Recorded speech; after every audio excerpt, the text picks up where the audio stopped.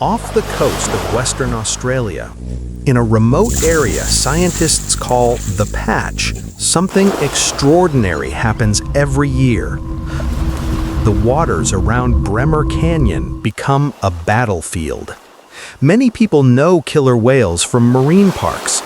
You've probably seen them leap on command, splash trainers, and display what looks like a permanent smile. But the animal behind that image is something very different. The killer whale, also known as the orca, is one of the most intelligent and strategic predators on Earth. It is capable of planning attacks, coordinating with others, and executing hunting strategies with astonishing precision. This is the story of how one species broke nearly every rule of biology and rose to become the ultimate apex predator of the deep sea. For most of Earth's history, the deep ocean belonged to creatures that few humans had ever seen. Among the most powerful were the giant squid and the colossal squid. These animals are not simply large. They are the result of millions of years of evolution, perfectly designed to survive in one of the harshest environments on the planet.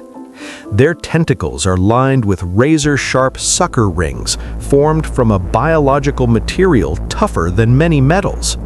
The colossal squid takes this even further. Its tentacles are equipped with rotating hooks that can spin a full 360 degrees, allowing them to tear through thick blubber and muscle. And their beaks, dark curved structures hidden at the center of their arms, are capable of producing bite pressures of more than 6,000 pounds per square inch. For millions of years, these massive cephalopods were the undisputed monsters of the deep ocean. But around 50 million years ago, something unexpected happened. A group of land-dwelling mammals began returning to the sea. These animals would eventually evolve into modern whales and dolphins.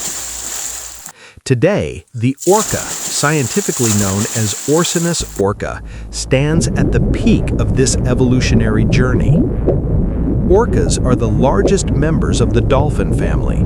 Adult males can grow more than 30 feet long and weigh up to 22,000 pounds. But their physical size is only part of the story. Orcas possess the second largest brain in the animal kingdom, weighing between 12 and 15 pounds. More importantly, their brains are incredibly complex. Scientists measure brain folding using something called the gyrification index. This refers to how much the surface of the brain is folded and wrinkled. The deep sea itself is an extreme environment. It's not just dark and cold.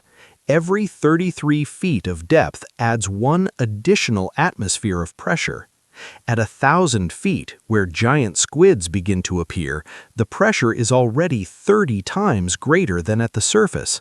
At 3,300 feet, it becomes 100 times greater. For humans, diving deeper than 100 feet without special equipment can lead to nitrogen narcosis. At greater depths, oxygen itself becomes toxic, causing seizures and potentially death. So how do orcas survive dives into these conditions? Before diving deep, an orca takes an enormous breath. Then, something remarkable happens. Its lungs collapse completely.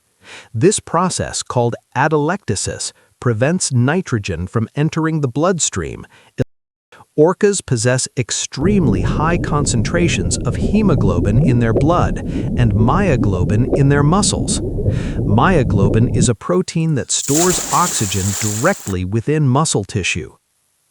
In orcas and other deep-diving whales, myoglobin levels can be up to 30 times higher than found in land mammals. This allows orcas to dive to about 1,000 feet and hold their breath for up to 15 minutes. Finding prey in the pitch-black deep ocean requires a sensory system unlike anything humans possess. Orcas rely on echolocation. inside their nasal passages are specialized structures called phonic lips. By pushing air through these structures, the orca produces rapid clicking sounds. These clicks are then focused by a large fatty organ in the forehead called the melon. The melon acts like an acoustic lens, concentrating the sound waves into a directional beam that the orca can aim at specific targets. Through this system, orcas can detect objects as small as a golf ball from over 300 feet away. They can even distinguish between fish species based on the acoustic signature of their swim bladders. In effect, they are seeing with sound. In the murky depths of the ocean, this acoustic vision is often more powerful than eyesight. Recent research has suggested something even more extraordinary. Orcas may be able to weaponize sound. The clicks produced by hunting orcas can reach sound pressure levels of more than 220 decibels. Some scientists believe these intense pulses may temporarily stun or disorient prey, particularly soft-bodied animals like squid. The deep sea contains some of the richest food sources on Earth. A single giant squid represents an enormous caloric reward. For an orcapod, successfully capturing one can provide a feast that sustains them for days. However, orcas don't simply attack these creatures head-on. Instead, they use a hunting method that turns the squid's own biology against it. One strategy scientists refer to as the barometric kill. This technique was first proposed by marine biologists studying the stomach contents of sperm whales, but evidence suggests that orcas may use it as well. The strategy exploits a weakness in squid physiology. Unlike mammals, squid do not have lungs or swim bladders. Their bodies are adapted to the intense pressure of deep water. If they are forced rapidly towards the surface, the sudden pressure drop causes catastrophic internal damage. Gas bubbles form inside their tissues. Their eyes bulge. Their bodies begin to tear themselves apart. Here's how the hunt unfolds. An orca dives deep into the darkness and uses echolocation to locate a giant squid. Once the squid is detected, the orca does not immediately attack.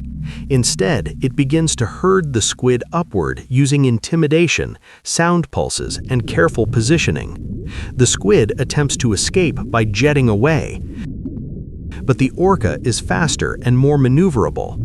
As the chase continues upward, the orca stays beneath the squid, blocking any return to deeper water. By the time they reach the surface, the squid is often already dead or dying. The orca can then feed safely without having to struggle against the squid's dangerous hooks and suckers.